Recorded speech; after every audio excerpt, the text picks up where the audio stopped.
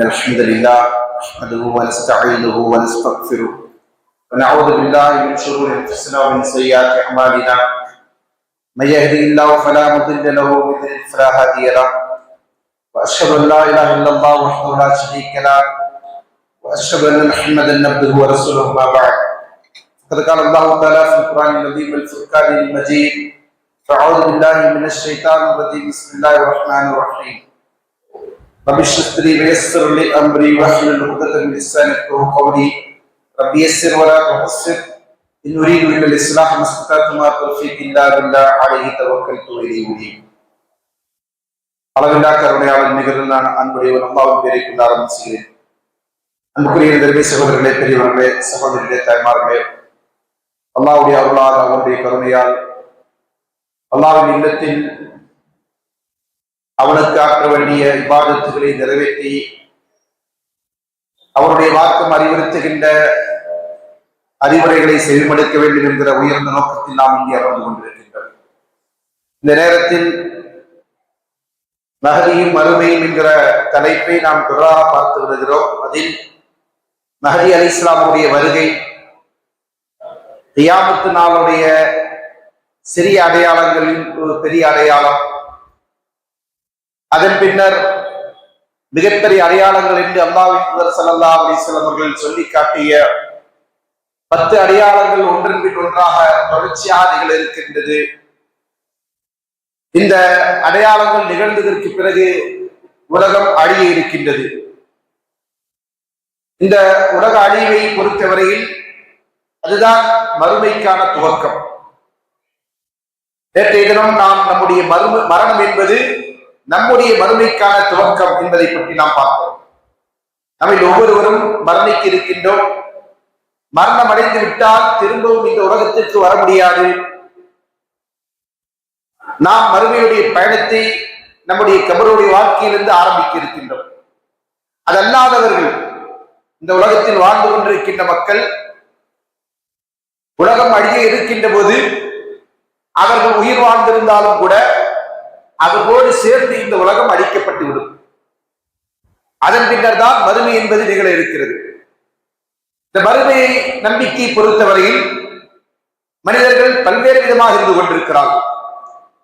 சிலர் மறுமை என்பது ஒரு கட்டுக்கதை, பொய்யான விஷயம், மனிதர்களை ஏமாற்றுவதற்காக வேண்டி, அவர்களை நெறிப்படுத்துவதற்காக வேண்டி சொல்லப்பட்ட கதைகள் என்று நம்பிக்கொண்டிருக்கின்றார்கள்.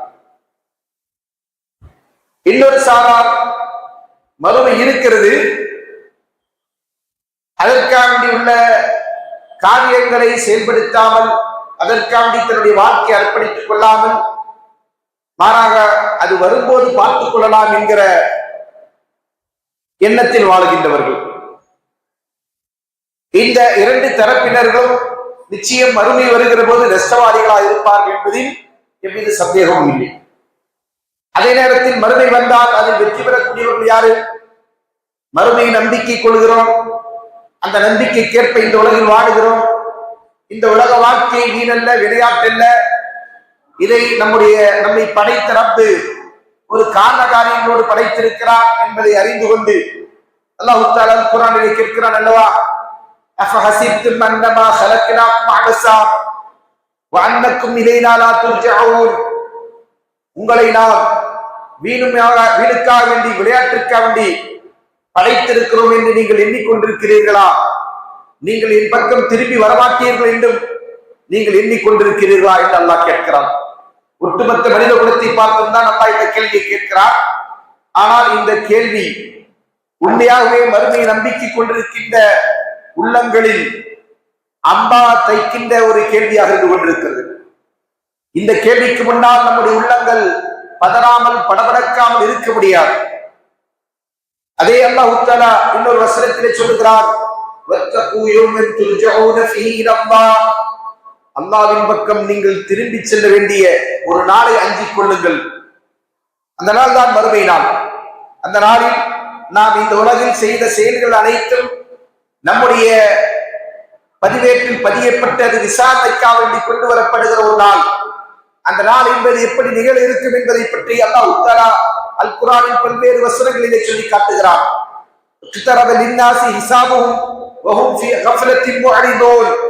மனிதர்களுக்கு அவருடைய விசாரணைக்கான நேரம் நெருங்கிவிட்டன. ஆனாலும் அவர்கள் அதை புறக்கணித்தவர்களால் அலட்சியம் செய்து கொண்டிருக்கிறார்கள். ஒரு பேருண்மை அல்லாஹ் தஆலா இந்த வசனத்திலே சொல்லி காட்டுகிறான். பாருங்கள், இந்த செய்தி அல்லாஹ் தஆலா இரண்டு விதமாக சொல்லி காட்டுகிறான். இன்னொரு வசனத்தில் அல்லாஹ் சொல்வான், மறுமை நாள் நெருங்கிவிட்டன, சந்திரனும் பிளந்து விட்டன. இதை அல்லாஹ் தஆலா மறுமையின் அடையாளமாக சொல்லுகின்றதை போன்று இந்த வசனத்தில் அல்லாஹ் என்ன சொல்கிறான், மறுமை நெருங்கிவிட்டன, மக்களுக்கான விசாரணைக்கான நேரம் நெருங்கி இருக்கிறது. ஆனால் மனிதர்கள் அதை அலட்சியம் செய்தவர்களால் புறக்கணித்து செல்கிறார்கள். அதை புறக்கணிக்கின்றவர்கள் யாரு? மறுமையை பொய் என்று வாதிடுகின்றவர்கள், மறுமை இருக்கிறது என்று நம்பிக்கொண்டு அதற்காக தங்களை அமல்களால் அலங்கரித்துக் கொண்டு பாவங்களிலிருந்து விட்டு விலகிவிட்டு பாவங்களை செய்யாமல் அல்லது செய்திருந்தால் அந்த பாவத்திற்காண்டி வருந்தி அல்லாஹ்விடத்தில் மன்னிப்பு தேடாமல் யாரெல்லாம் இந்த உலகத்தில் அலட்சியமா வாழுகின்றார்களோ அத்தனை பேரும் இந்த மறுமை விசாரணையை புறக்கணிக்கக்கூடியவர்களாக இருந்து கொண்டிருக்கிறார்கள், அதனை அலட்சியப்படுத்தக்கூடியவர்களாக இருந்து கொண்டிருக்கிறார்கள். இப்படி இருக்கிற மக்களுக்கு இந்த மறுமை வந்துவிட்டால் அவர்களின் நிலை என்னவாக இருக்கும்?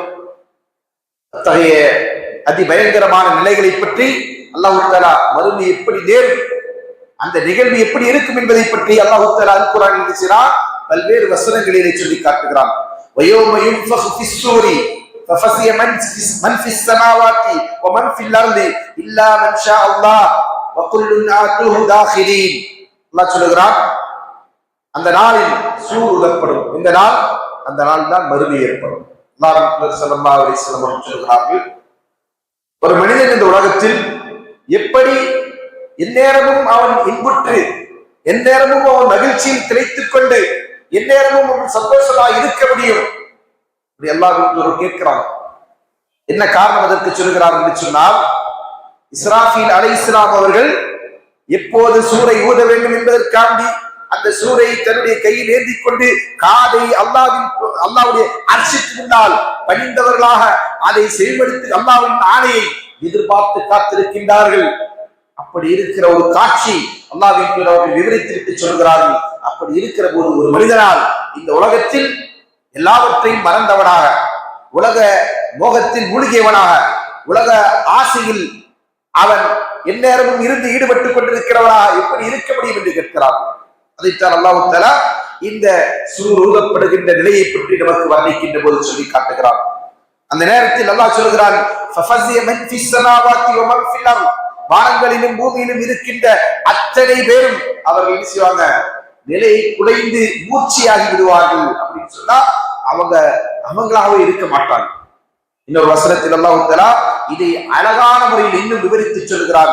யௌம தரவுனஹா தத்ஹலு குல்லு முர்அத்தின் அம்மா அலத், பாலூட்டிக் கொண்டிருக்கின்ற ஒவ்வொரு தாயும் தான் பாலூட்டுகின்ற தன்னுடைய குழந்தையை அப்படியே அவர்கள் புறக்கணித்து விட்டு விடுவார்கள். வதலவு குல்ல தாத்தி ஹம்லின் ஹம்லஹா, கரு சுமந்து கொண்டிருக்கின்ற ஒவ்வொரு தாயும் அல்லது உயிரும் அதனுடைய கருவை தான் அறியாமலே ஈண்டு விடுவார்கள். இப்படிப்பட்ட அதிர்ச்சி மிக்க ஒரு சம்பவமா அது இருக்கும் என்பதைத்தான் இந்த நேரத்தில் எல்லாம் சொல்லி காட்டுகிறான். மேலும் சொல்கிறான், மக்கள் எல்லாம் மதி மயங்கியவர்களாக நீங்கள் காண்பீர்கள். ஆனால் அந்த மயக்கம் என்பது அவர்களுக்கு மதுவினால் ஏற்பட்டதல்ல. மது குடித்து ஒருவன் தள்ளாடுகிறான் என்ற ஒரு நிலை இருக்கிறது அல்லவா, அப்படி ஏற்பட்ட தள்ளாட்டம் அல்ல அவனுக்கு. மாறாக அதிபயங்கரமான அந்த சத்தத்தை, அந்த ஒளியை கேட்கிற போது மனிதன் தன்னை அறியாமல் அவன் நிலை குறைந்து விடுகிறான். அதனால் ஏற்படுகின்ற நிலை என்று சொல்லிவிட்டு வலக்கின் அதாபல்லாஹி ஷதீத், அல்லாஹ் சொல்கிறான், அல்லாஹ்வின் அதாப் கடுமையானது என்று அல்லாஹ் தஆலா எச்சரிக்கிறார். இந்த சூர் ஊதப்படுகிற போதுதான் உலகம் அழிய இருக்கின்றது. உலகம் அழிவது என்பது சூரோடு நிகழக்கூடிய ஒன்று என்பதைத்தான் அல்லாஹ் தஆலா சொல்லி காட்டுகிறான். இந்த சூர் என்பது 2 முறை நிகழ்த்தப்பட இருக்கிறது. ஒரு முறை ஊதப்படுகிற போது உலகத்தில் இருக்கின்ற அனைத்துமே அழிந்துவிடும். அல்லாஹ் சொல்கிறான் அல்லவா, குல்லு மன் அலைஹா ஃபான், அனைத்துமே அழிந்துவிடும். வானங்களிலும் பூமியிலும் காணப்படுகின்ற அத்தனை அழிந்துவிடும் என்று அல்லாஹ் சொல்கிறான் அல்லவா. அப்படிப்பட்ட ஒரு பேரழிவாக நடக்க இருக்கின்ற ஒரு நிகழ்வுதான் சூர் என்பது. எக்காலம் என்று அதற்கு நம்ம சொல்லுவோம். எக்காலம் அத வேறு வார்த்தைகளை கொண்டு நமக்கு மொழிபெயர்க்க முடியாமல் இந்த வார்த்தையை நாம் பயன்படுத்திக் கொண்டிருக்கிறோம். அதனுடைய உண்மையான வடிவம் அல்லாஹ் அறிந்தவன். நாளை மறுமை அந்த நிகழ்வு நடக்கிற போதுதான் நம்மளால புரிந்து கொள்ள முடியும். ஏனென்றால் அது எப்படிப்பட்ட ஒரு நிகழ்வு என்று சொன்னால், இந்த ஒட்டுமொத்த உலகத்திற்கும் ஒரு சத்தத்தை கேட்டு அதனால் மடிந்து விழுகின்ற நிலை. அல்லாஹ் தஆலா அல் குர்ஆனிலே பல்வேறு வசனங்களில் இந்த நிகழ்வை பற்றி சொல்லி காட்டுகிறான். வனுஃபிக ஃபிஸ்ஸூரி ஃபஸைக மன் ஃபிஸ் ஸமாவாதி வ மன் ஃபில் அர்தி இல்லா மன் ஷா அல்லாஹ். சூரூதப்படும் அப்போது வானங்களிலும் பூமியிலும் அல்லாஹ் நாடியவர்களை அன்றி எல்லோருமே என்ன செய்வாங்க, அப்படியே மயக்கமுற்றி விழுந்து விடுவார்கள். சும்ம நுஃபிக ஃபீஹி உக்ரா, பிறகு மீண்டும் ஒரு முறை ஊதப்படும். ஃபஇதாஹும் கியாமுன் யன்துரூன், அப்போது அவர்கள் என்ன செய்வாங்க, தாங்கள் மரணித்திருந்த அந்த இடத்திலிருந்து அப்படியே எழுந்து நின்று பார்ப்பார்கள். அதுதான் மறுமை நாளில் உயிர் கொடுத்து எடுக்கப்படுகின்றதனால் அல்லாஹ் சொல்லுகிறான், இந்த நாள் நீங்கள் வாக்களிக்கின்ற அந்த நாள் எப்போது என்று நபியை அவர்கள் உம்மிடத்தில் கேட்கிறார்கள். அல்லாஹ் சொல்கிறான், மா யன்துரூன இல்லா ஸைஹத்தன் வாஹிதா தஅخذஹும் வஹும் யஹ்ஸிமூன். அந்த நேரத்தில் ஒரே ஒரு சத்தம் தான் அவர்களை பிடிகூடும். அந்த நேரத்தில் எல்லோரும் என்ன செய்வாங்க, அப்படி மூர்ச்சியாய் விழுந்து விடுவார்கள். அந்த நேரத்தில் அவர்கள் யாரும் யாருக்கும் எந்த விதமான வசியத்தும் உபதேசமும் செய்வதற்கு சக்தியற்றவர்களாக மாறிவிடுவார்கள். இன்னும் அவர்கள் தன்னுடைய குடும்பத்தின் பக்கம் திரும்புவதற்கும் அவர்கள் ஆற்றல் இல்லாமல் போய்விடுவார்கள் என்று அல்லாஹ் தஆலா சொல்லி காட்டுகிறார். மேலும் அல்லாஹ் அதை தொடர்ந்து சொல்கிறார்,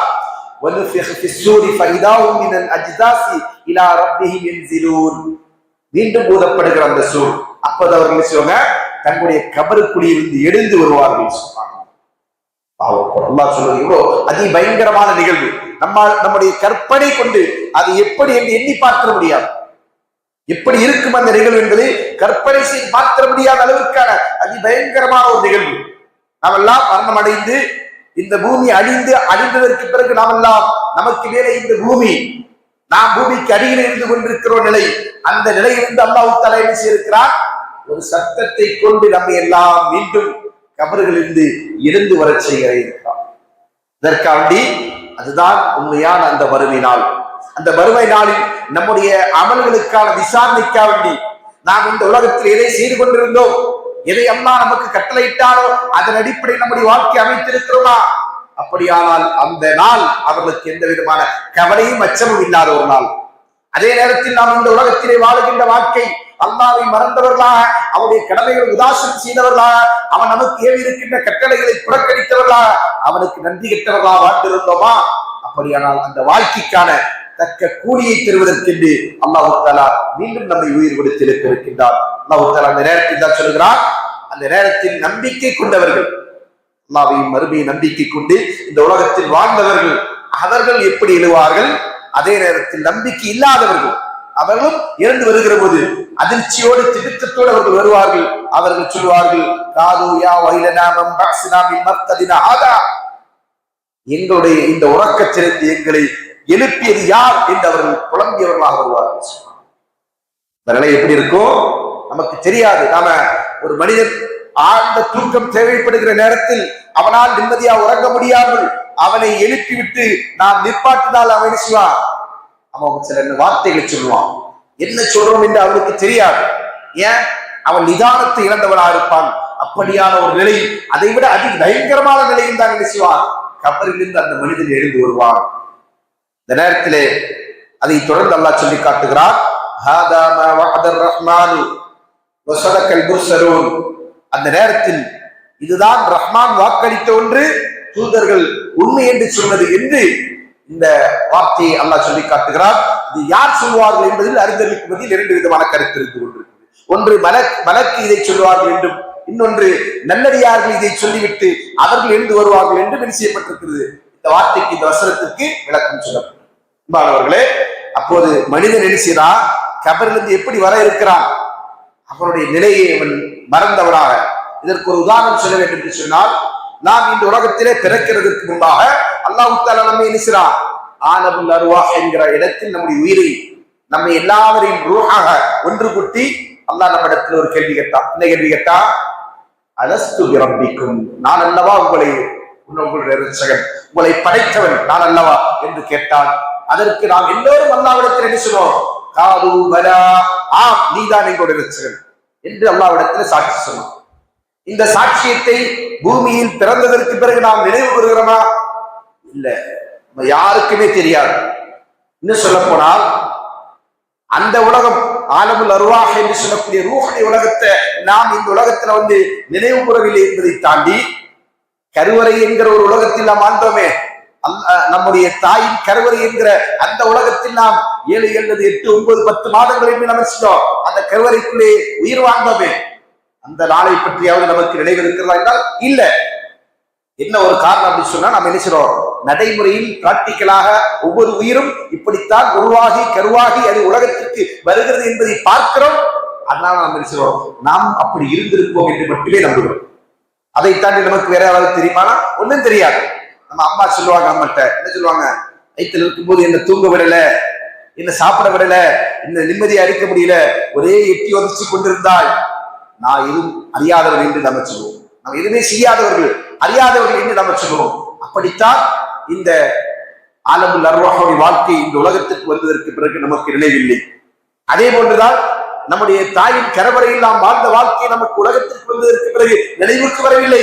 அதே போன்றுதான் கபருக்குள்ளிருந்து மனிதன் பெரும் அதிர்ச்சியோடு உலக அழிவு ஏற்பட்டு அல்லாஹ்விற்கு முன்னால் எல்லோரும் நிறுத்தப்படுகின்ற அந்த நாளுக்காக வேண்டி ஒன்று திரட்டுகின்ற அந்த நாளில் அவன் அந்த கபருடைய வாழ்க்கை அல்லது அதற்கு முந்தைய வாழ்க்கை மறந்தவனாக திடுக்கத்தோடு வருவான் என்பதை அல்லாஹ் சொல்கிறார். இப்படியான ஒரு நிகழ்வு மறுமையில் நடக்க இருக்கிறது என்பதைத்தான் அல்லாஹ் தஆலா நமக்கு சொல்லி காட்டுகிறான். அந்த நேரத்தில் ரசூலுல்லாஹி அலைஹி வஸல்லம் இந்த நிலையை பற்றி ஹதீஸிலே நமக்கு சொல்லி காட்டுகிறார்கள். யௌம யுன்ஃபഖு ஃபிஸ்ஸூரி ஃபலா யஸ்மஉ அஹதுன் இல்லா அஸ்ஸாலிதா வரஃபஅலிதா. அந்த சூரூதப்படுகிற சத்தத்தை கேட்கிற போது எந்த ஒரு ஆத்மாவை கேட்கிறதோ, எந்த ஒரு மனிதன் அந்த சத்தத்தை கேட்கிறதோ, கேட்கின்ற இடங்களுக்கெல்லாம் அவனுடைய காது அவனுடைய கழுத்தும் வரைந்து வரைந்து கொடுக்கும். பிறகு ரசூலுல்லாஹி சொன்னாங்க, அவ்வளவு மை யஸ்மஉ ரஜுலுன் யலூது ஹௌல இப்லிஹி. இந்த எக்காலம் ஊதுகின்ற ஓசையை கேட்கின்ற முதல் மனிதன் தன்னுடைய ஒட்டகத்திற்கான ஹவுலை சரி செய்து கொண்டிருக்கின்ற ஒரு மனிதனாக இருப்பார். கேட்ட உடனே அவர் என்ன செய்வார்? அப்படியே மூர்ச்சியாய் விழுந்து விடுவார். அதே போன்று மக்கள் அனைவருமே மூர்ச்சியாய் விடுவார்கள், அப்படியே மயக்கமுற்று விழுந்து விடுவார்கள். பிறகு அல்லாஹ் என்ன செய்கிறார்? அந்த இடத்தில் அல்லாஹ் தஆலா ஒரு மலையை இறக்குகின்றார். அந்த மலையிலிருந்து மனிதர்களுடைய உடல் எல்லாம் எப்படி என்ன செய்யும்? காய்ந்த தரையில், கட்டாந்தரையில் மழை பெய்ததற்கு பிறகு அங்கே புற்கள், செடிகள், கொடிகள் முளைத்து வருகிறதோ அது போன்று என்ன செய்வாங்க? மனிதர்களின் உடல்கள் உயிர் பெற்றதாக வரும் என்று அல்லாஹ்வின் ஸல்லல்லாஹு அலைஹி வஸல்லம் அவர்கள் சொல்லி காட்டுகிறார். இந்த நிகழ்வு நடக்கக்கூடிய ஒரு நாள், அது ஒரே நாளில் நடக்கும். இதை நம்ம நன்றாக புரிந்து கொள்ள வேண்டும். அல்லாஹ்வின் ஸல்லல்லாஹு அலைஹி வஸல்லம் சொல்கிறார்கள், இன்ன மின் அஃமலி அய்யாமிக்கு யௌமுல் ஜும்ஆ. உங்களுடைய நாட்களில் ஆக சிறந்த நாள் ஜும்ஆவுடைய நாள். ஜும்ஆவுடைய நாள் தான் வாராந்திர நாட்களில் ஆக சிறந்த நாள். ஃபீஹி குலிக ஆதம். அந்த நாளில் தான் ஆதம் அலைஹிஸ்ஸலாம் அவர்கள் படைக்கப்பட்டார்கள். வஃபீஹி குபில. அந்த நாளில் தான் அவர் உயிர் கைப்பற்றப்பட்டது. வஃபீஹி நஃப்ஹத்துன். அந்த நாளில் தான் இந்த நஃப்ஹ் என்று சொல்லக்கூடிய சூருடைய ஊதுதல் என்பது இருக்கும். எல்லோரும் அழிந்து விடுகின்ற அந்த நாள். வஃபீஹி ஸஅகா. அதே நாளில் தான் மனிதர்கள் எல்லாம் மூர்ச்சியாய் விடுகின்ற அந்த நாளும் இருந்து கொண்டிருக்கிறது என்று அல்லாஹ் ஸல்லல்லாஹு அலைஹி வஸல்லம் சொல்கிறார். அப்படியானால் இந்த ஒட்டுமொத்த உலகமும் அழிகின்ற ஒரு நாள், ஒரு நேரம், ஒரு சத்தம் என்பதைத்தான் அல்லாஹ் தஆலா நமக்கு இந்த செய்தியின் வாயிலாக சொல்லி காட்டுகிறார். இதெல்லாம் நடந்தேற இருக்கின்றன. அன்பானவர்களே, இது நம்மில் நாத்திகம் பேசக்கூடியவர்கள் அதிகரித்து விட்டிருக்கின்ற காலகட்டம். எல்லாமே நாங்கள் கண்ணால் கண்டால் மட்டும்தான் நம்புவோம், எல்லாவற்றையும் நாம் பிராக்டிக்கால் அனுபவித்தால் மட்டும்தான் நம்புவோம் என்று சொல்லக்கூடிய ஒரு காலகட்டத்தில் நாம் வாழ்ந்து கொண்டிருக்கிறோம். ஆனால் அவர்களுக்கே தெரியாமல் அவர்கள் பல்வேறு விஷயங்களை நேரடியாக அவர்கள் சாட்சிகளாக இருந்து கொண்டிருக்கிறார்கள். இன்னைக்கு நாம உலகத்துடைய தொழில்நுட்பம் வளர்ந்து வளர்ந்து உச்சியை தொட்டுக் கொண்டிருக்கிறது என்பதை பார்க்கிற அந்த நேரத்தில் நம்மால் புரிந்து கொள்ளக்கூடிய உண்மை என்ன? இன்னைக்கு விஞ்ஞானம் சொல்லுகின்ற ஒரு பேருண்மை, சூரியன் அது ஒரு திசையை நோக்கி பயணித்துக் கொண்டிருக்கிறது. அந்த பயணம் எங்கே நோக்கி என்று சொன்னால் அது முடிவை நோக்கிய பயணம் என்று விஞ்ஞானிகள் சொல்லுகிறார். காரணம் என்ன? அந்த அளவிற்கு தொழில்நுட்பம் வளர்ந்திருக்கிறது, ஆராய்ச்சிகள் வளர்ந்திருக்கிறது. அதே போன்று அல்லாஹ்வின் தூதர் ஸல்லல்லாஹு அலைஹி வஸல்லம் அவர்கள் என்னெல்லாம் முன்னறிவிப்புகளை சொன்னார்களோ அது எல்லாமே நடந்தேறி கொண்டிருக்கின்றதை, பல்வேறு விஷயங்களை நாம் கண்டு கொண்டிருக்கிறோம். பாலைவனங்கள் சோலைவனங்களாக மாறும் என்று அல்லாஹ்வின் தூதர் ஸல்லல்லாஹு அலைஹி வஸல்லம் சொன்னார்கள். இன்றைக்கு அவ்வாறு மாற்றப்பட்டுக் கொண்டிருக்கிறது. அதே போன்று அல்லாஹ்வின் தூதர் ஸல்லல்லாஹு அலைஹி வஸல்லம் சொன்னார்கள், ஆடு மாடுகளை மேய்த்துக் கொண்டிருந்த, ஒட்டகங்களை மேய்த்துக் கொண்டிருந்தவர்கள் பெரும் பெரும் கட்டிடங்களில் வாழ்வார்கள், கட்டிடங்களை கட்டி பெருமை அடிப்பார்கள் என்று சொன்னார்கள். இன்றைக்கு உலகத்தில் மிகப்பெரிய கட்டிடம் அமெரிக்காவில் அல்ல, ஆஸ்திரேலியாவில் அல்ல, ரஷ்யாவில் அல்ல, எங்கிருந்து கொண்டிருக்கிறது? அரபு நாடுகளில் இருந்து ஒன்று. அன்பானவர்களே, அல்லாஹ்வின் தூதர் ஸல்லல்லாஹு அலைஹி வஸல்லம் சொன்ன வாக்குறுதிகள், அவர்கள் சொன்ன முன்னறிவிப்புகள் உண்மையாக கொண்டிருக்கின்ற, நிதர்சனமாய் கொண்டிருக்கின்ற ஒரு காலகட்டத்திலே நாம் வாழ்ந்து கொண்டிருக்கிறோம். அப்படியானால் இந்த சூர் ஊதப்படும் என்பது நிச்சயம், அதற்கு பின்னர் மறுமை என்பது நிச்சயம். எப்படி மரணத்தை நாம் எப்படி உண்மை என்று நம்புகிறோமோ, மரணம் என்பது மறுக்க முடியாத உண்மை என்று எப்படி ஏற்றுக்கொண்டிருக்கிறோமோ, அதை நடைமுறை வாழ்க்கையில் நாம் பார்த்துக் கொண்டிருக்கிறோமோ, அதை விட மிகப்பெரிய உண்மைதான் மறுமை என்பது. அல்லாஹ்வின் தூதர் ஸல்லல்லாஹு அலைஹி வஸல்லம் அவர்கள் மக்காவிலே மக்கா முஷ்ரிக்கீன்களை அழைத்து விட்டு சொன்னார்கள், வல்லாஹி லதமூதுன கமா தனாமூன். நீங்கள் எப்படி இரவில் உறங்க செல்லுகிறீர்களோ, தூக்கத்திற்கு செல்லுகிறீர்களோ, ஆன்ம நித்திரைக்கு செல்லுகிறீர்களோ, அது போன்று நீங்கள் மரணிப்பீர்கள். சொன்னாங்க, அதே போன்று நீங்கள் மரணிப்பீர்கள். பிறகு சொன்னாங்க,